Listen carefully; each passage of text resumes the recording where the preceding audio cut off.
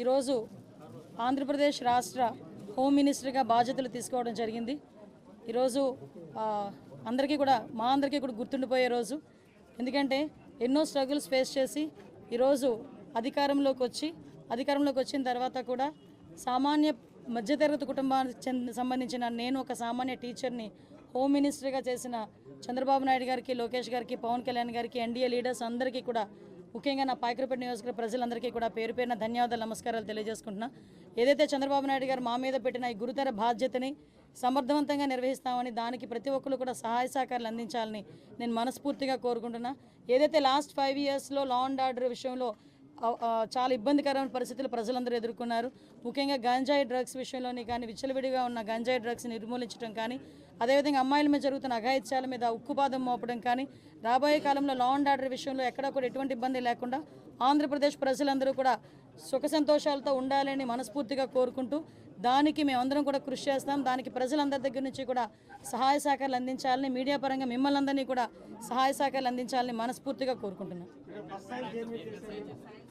యాక్చువల్గా ఒక budget related సంబంధించిన మన ఓటింగ్కి సంబంధించిన బడ్జెట్ రిలేటెడ్ మీద ఈరోజు పెట్టడం జరిగింది. ఫస్ట్ బడ్జెట్ పెట్టడం జరిగింది.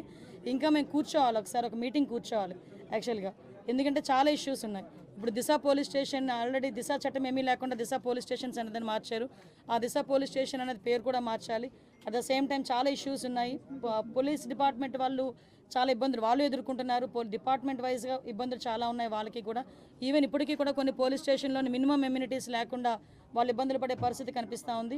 అలాంటి విషయంలోని కానీ రాబోయే సిచ్యువేషన్స్లో ఇప్పుడు గాంజా డ్రగ్స్ విషయంలో ఏదైతే ఇనిషియేషన్ తీసుకున్నామో దాని మీద కూడా ఒక టాస్క్ ఫోర్స్ ఏర్పాటు చేసుకొని దాన్ని కూడా ముందుకు తీసుకెళ్లే కార్యక్రమంలో రేపు ఫర్దర్గా మేము కూడా ముందుకెళ్తాం.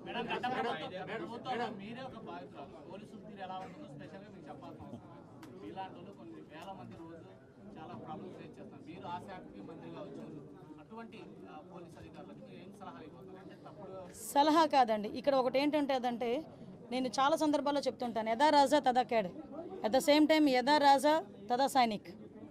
ఓకే, రాజు ఎలా ఉంటే సైనికులు అలాగే ఉంటారు. ఈరోజు రాజు మారాడు, సైనికులు ఆటోమేటిక్గా మారాలి. That's it.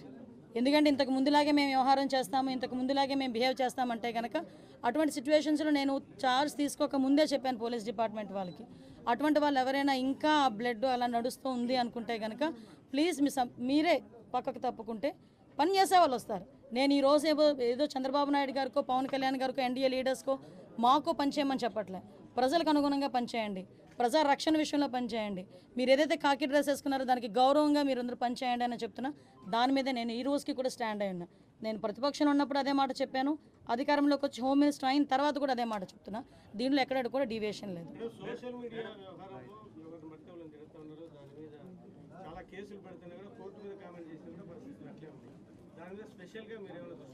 కంపల్సరీగా అండి. ఎందుకంటే ఇప్పుడు సోషల్ మీడియాలో మాట్లాడేది ఎలా ఉందంటే ఏదో వాక్ స్వతంత్రం ఉంది కదా అని నోటుకొచ్చినట్టు ఎక్కడ పడితే అక్కడ చాలా వల్గర్గా మాట్లాడడం, అది కూడా కొంత అవతల వాళ్ళ మనోభావాలు దెబ్బతీసేటట్టుగా మాట్లాడడం, ఇవన్నీ కూడా చూస్తున్నాం. మీరు అబ్జర్వ్ చేసే ఉన్నారు, లాస్ట్ టైము ఉన్న గవర్నమెంట్లో ఇంట్లో ఆడవాళ్ళని కూడా బయటకు తీసుకొచ్చి మాట్లాడిన సందర్భాలు కూడా ఉన్నాయి. ముఖ్యంగా వాటి విషయంలో కోర్టులు ఇన్వాల్వ్ అయిన జడ్జెస్ గురించి కూడా మాట్లాడిన సందర్భాలు ఉన్నాయి. అంటే వాళ్ళు ఏమనుకుంటున్నారంటే సోషల్ మీడియా అంటే నా పెన్ను, నా పేపరు, నాకు నచ్చింది రాసుకుంటాను అంటారు. కానీ నీకు నచ్చింది రాసుకుంటే నువ్వు ఇంట్లో బీరువాలో పెట్టుకోవాలి, అంతేగాని పబ్లిక్ డొమైన్లో పెడితే అది పబ్లిక్ అవుతుంది. కాబట్టి అటువంటి విషయాలు కంపల్సరీ కోర్టు, లాయర్ డిపార్ట్మెంట్ లీగల్గా కూడా దాని మీద నేను ఒకసారి చూసుకుంటాను, మాట్లాడతాను. నేను ఒకటి మాత్రం చెప్పగలనండి, ఏదో అనుకోవచ్చు అనిత హోమ్ మినిస్ట్రీకి వచ్చింది, అమ్మాయికి ఏం తెలుసు. నిజంగానే హోమ్ మినిస్ట్రీలో నాకు ఓనమాలంటే ఇప్పటికిప్పుడు నేర్చుకుంటున్నా, ఇంకా నేర్చుకుంటా. యాజ్ పర్ లానే వెళ్తాం, ఎక్కడ కూడా డీవియేషన్ అనేది ఉండదు. ఎవరైతే తప్పు చేశారో తప్పు చేసిన వాళ్ళకి ఎట్టి పరిస్థితుల్లోనే శిక్ష మాత్రం పడుద్ది. అందులో ఎప్పుడో మేము చాలా రోజులైపోయింది మా మీద కేసులు పెట్టేసి మేము బెయిల్స్ మీద బయటకు వచ్చేసాం అనడానికి కూడా లేదు. ఆల్రెడీ బెయిల్ మీద బయటకు వెళ్ళిపోయిన వాళ్ళని కూడా తీసుకొచ్చి మళ్ళీ కేసులు ఓపెన్ చేసే పరిస్థితులు కూడా చాలా ఉన్నాయి, వాళ్ళు అదే రకంగా ఉంటే కనుక. సో అలాంటి సిచ్యువేషన్స్లో ఎక్కడ కూడా లా అండ్ ఆర్డర్ విషయంలో కాంప్రమైజ్ అయ్యే ప్రసక్తే లేదు.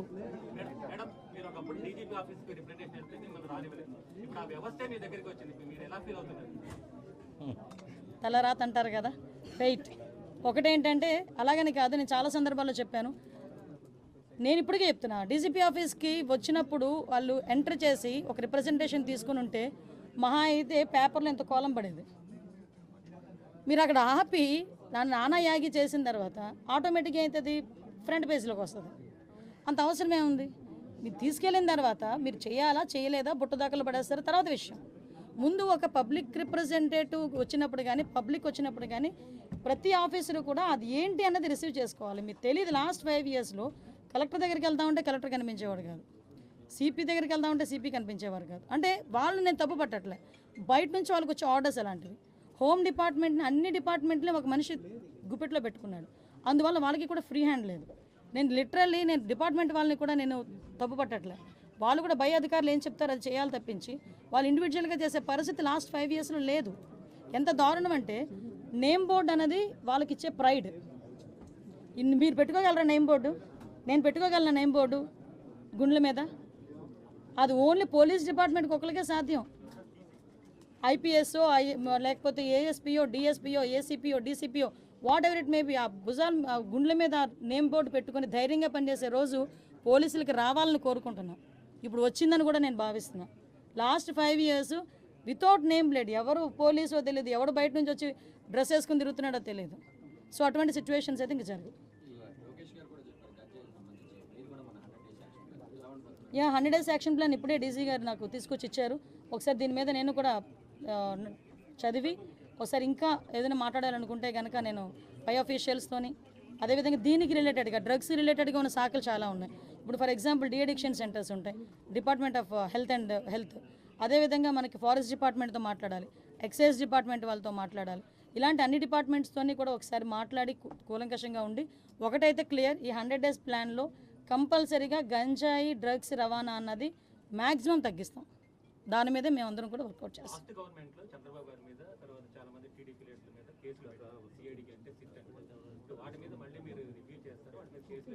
ఎందుకు కేసులు ఎత్తాలి, దేనికి కేసులు ఎత్తాలి? ఈరోజు తెలుగుదేశం పార్టీ ఆఫీస్ మీద దాడి జరిగింది. ఈరోజు ఆ దాడి జరిగిన ఇష్యూ గురించి ఎంతవరకు వచ్చింది ఏంటన్నది మేము కూడా తెలుసుకోవాలి. చాలామంది చంద్రయ్యని పేక్ కోసి చంపారు, ఇంకా చాలామంది విషయాలు చాలా అన్యాయాలు జరిగినాయి. అలాగని తెలుగుదేశం పార్టీ వాళ్ళ మీద కాదండి, మామూలు నార్మల్ పబ్లిక్ మీద కూడా అక్రమంగా కేసులు బనాయించిన వాళ్ళు చాలామంది ఉన్నారు, బాధితులు చాలామంది ఉన్నారు. అవే కాకుండా ఎవరైతే వాళ్ళ తాలూకు అవినీతికి బలైపోయారో, వాళ్ళ తాలూకు అక్రమాలకి బలైపోయారో వాళ్ళు కనుక వచ్చి మా కేసు రీఓపెన్ చేయండి, మా కేసు మళ్ళీ చెప్పండి అంటే కనుక డెఫినెట్గా మేము ఆ కేసు రీఓపెన్ చేస్తాము. మళ్ళీ రీఎంక్వైరీ చేసి వాళ్ళకి బాధితులు ఎవరైతే ఉన్నారో వాళ్ళకి న్యాయం చేసేటట్టు చేస్తాం. రెడ్ బుక్ లో కొన్ని పేర్లు, అధికారుల పేర్లు మీరు చెప్తున్నట్టుగా ఎవరైతే ఆ గీత దాటి ప్రవర్తించారో వాళ్ళకి సంబంధించిన పేర్లేనా ఆ లిస్ట్ మీ దగ్గరికి వచ్చిందా? దాని మీద మీరు ఏమైనా యాక్షన్ తీసుకోవాలి? యాక్షన్ తీసుకునే ముందు చెప్తాను. ఆ లిస్ట్ అయితే మీ దగ్గరికి వచ్చిందా? యాక్షన్ తీసుకునే ముందు చెప్తా.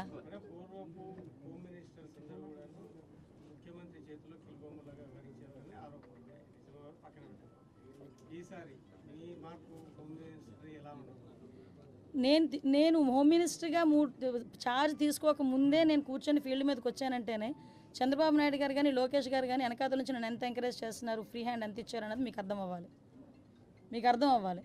ఈరోజు హోమ్ మినిస్ట్రీ అనేది ఏదో ఎవరో చేతుల్లో పెట్టుకొని చేయడానికి చంద్రబాబు నాయుడు గారు అక్కడ, జగన్మోహన్ రెడ్డి కాదు అక్కడ, చంద్రబాబు నాయుడు గారికి ఎవరి సమర్థత ఏంటన్నది క్లియర్గా తెలుసు, దానికి సంబంధించి ఇచ్చారు.